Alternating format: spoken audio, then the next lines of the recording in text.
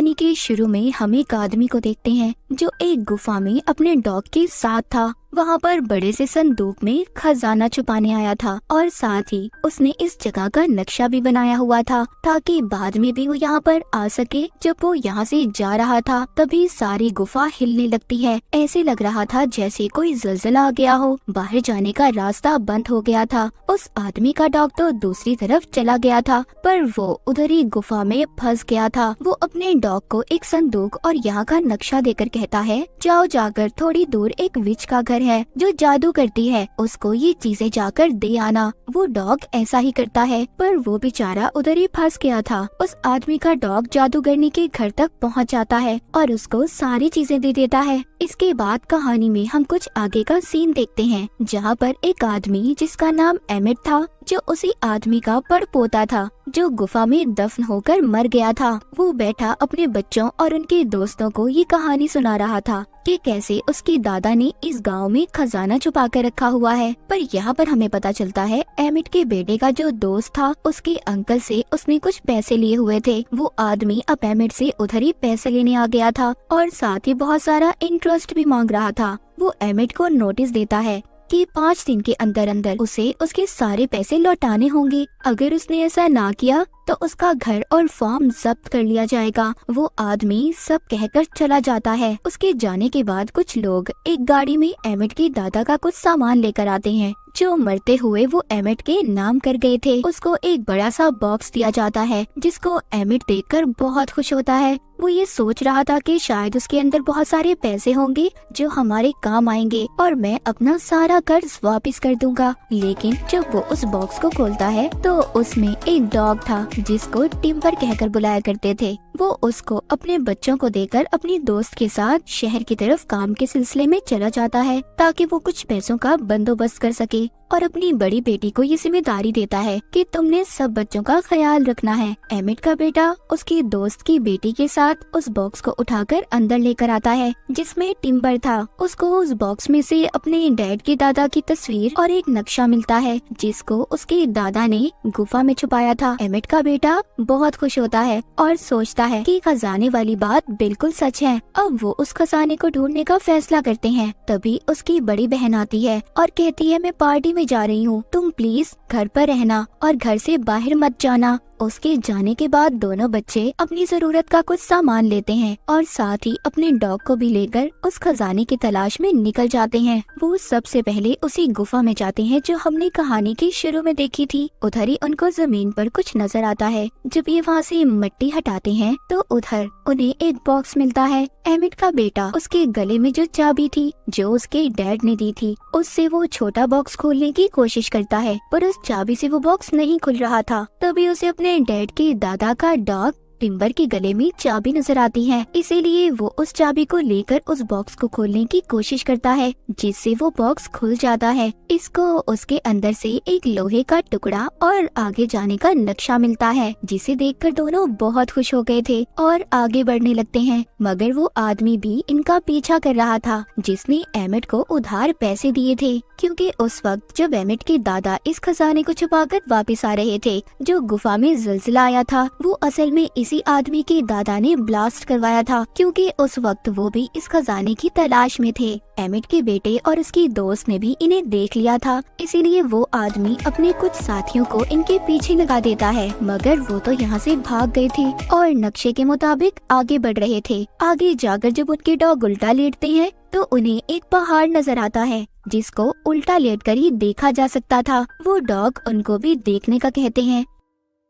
Emit का बेटा और उसकी दोस्त जब ये देखते हैं तो उन्हें भी वो पहाड़ नजर आ जाता है। जब ये थोड़ा सा आगे जाते हैं तो उन्हें आगे जाकर एक सोने का सिक्का मिलता है जिसको देखकर दोनों बहुत खुश हो गए थे। ये अब सोचते हैं ये दोनों बिल्कुल सही रास्ते पर हैं। थोड़ा सा आगे जाकर इनको एक पत्थर दिखाई देता है जिस पर लिखा था कि अगर आगे खजाना लेना चाहते हो तो तुम्हें उसी तरफ जाना होगा जिस तरफ वो पहाड़ इशारा करता है। वहाँ जाकर तुम्हें बहुत सारा सोना और चांदी मिलेगा। अब ये दोनों और इनके डॉग्स पानी में तैरकर दूसरी तरफ जाने लगते हैं। वहाँ पहुंचकर अब ये बहुत ज्यादा थक गए थे। इनको थकावट के साथ साथ भूख भी लगी थी। वो सोचते हैं कि क्यों ना मछलियाँ पकड़कर पका ले, क्योंकि अपने साथ ये खाने पीने का कोई सामान नहीं लाए थे। उधर उनके डॉग लकड़ियाँ जमा कर रहे थे, तभी उन्हें एक सुराख नजर आता है। उधर घर में एमिट की बड़ी बेटी वापस आ गई थी, जो अपने भाई को जब नहीं देखती तो बहुत ज्यादा परेशान हो जाती है। घर में एमिट अपनी दोस्त के साथ आ गया था। वहाँ आकर जब ये बच्चों का पूछते हैं तो एमिट की बड़ी बेटी झूठ बोल देती है कि वो अपने दोस्त के घर गए हैं। इधर एमिट का बेटा जो अपनी दोस्त के साथ खजाने की तलाश में था, उन्हें जंगल में एक सुराख मिलता है जिसमें इन्हें एक घंटी और कुछ पुरानी चीजें मिलती हैं। उस घंटी पर कुछ लिखा हुआ था। एमिट के बेटे की दोस्त उसे समझाने लगती है। उसको पता चल चुका था। वो कहती है ये हमें आगे जाने का रास्ता बताएगी। तभी उधर एक भेड़िया आ जाता है,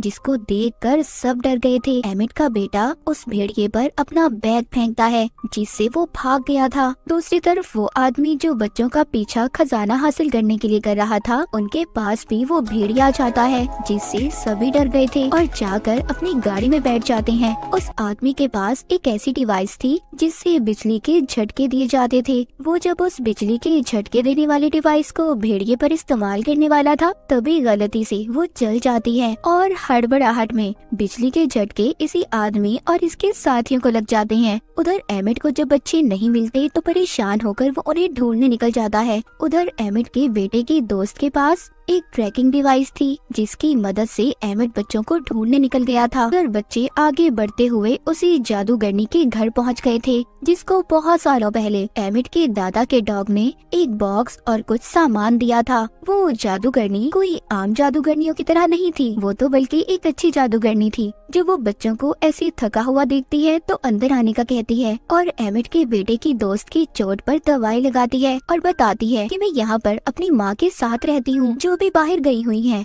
एमिट का बेटा जब अपने बारे में बताता है तो जादूगरनी कहती है उसके डैड के दादा का नाम लेकर, क्या तुम उन्हें जानते हो? वो कहता है हाँ, वो मेरे डैड के दादा थे। तभी वो जादूगरनी उसको एक बॉक्स देती है जो बहुत सालों पहले उसके डैड की दादा का डॉग इन्हें देकर गया था। वो बताती है कि मेरे खानदान के लोगों ने इसे संभाल कर रखा था और अगर तुम उनके रिश्तेदार हो तो तुम इसको ले सकते हो। एमिट का बेटा अब उस बॉक्स को अपने गले में लटकी चाबी से खोल देता है, जिसमें से उसे एक छोटी कुल्हाड़ी और आगे का नक्शा मिलता है। बच्चे जब बाहर देखते हैं तो उधर वही आदमी आ गया था जो इनका पीछा कर रहा था, मगर वो जादूगरनी अपने घर के खुफिया रास्ते से उन बच्चों को घर से बाहर जाने का रास्ता दिखाती है। तभी उसी जादूगरनी के दरवाजे पर वो आदमी भी आ गया था जो बच्चों का पीछा कर रहा था। वो जादूगरनी से पूछता है कि बच्चे कहाँ पर हैं, जिस पर वो झूठ बोलती है कि वो नहीं जानती कि बच्चे कहाँ पर हैं। वो आदमी इसको अपनी बिजली के झटके देने वाली डिवाइस दिखाकर डराता है। कहता है देखो, अगर तुमने मुझे सच ना बताया तो अच्छा नहीं होगा तुम्हारे साथ।